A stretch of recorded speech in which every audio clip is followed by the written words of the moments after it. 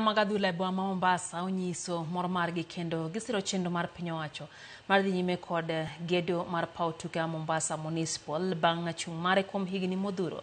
Pawno magedo mare osechung' kuom higni 15 koro chan ne dhi tieki gero dwe mar 12 higani bang' piny owacho keto siling bilion 1 gedo machalo kamano.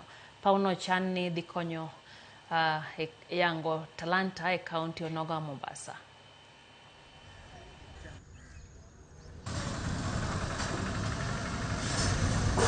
Kwa hivyo when we were 13-15 years tulikuwa na hamu ya kucheza Mombasa Stadium, ndio kaona kuwa sisi wakati wetu majority of us tunajuana through football.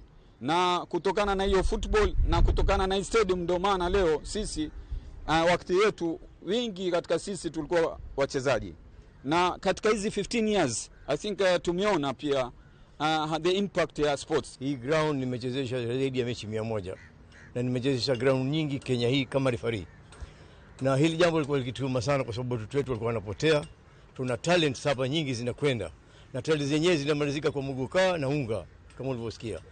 So sisi kama vijana tumekuwa kwa muda mrefu tukiambiwa kwamba Pwani kuna miadarati mugoka. Kwa hivyo swala la mugoka sasa mimi naomba liwekwe kando, watu wajue kuna stadium mugoka uwekwe kando.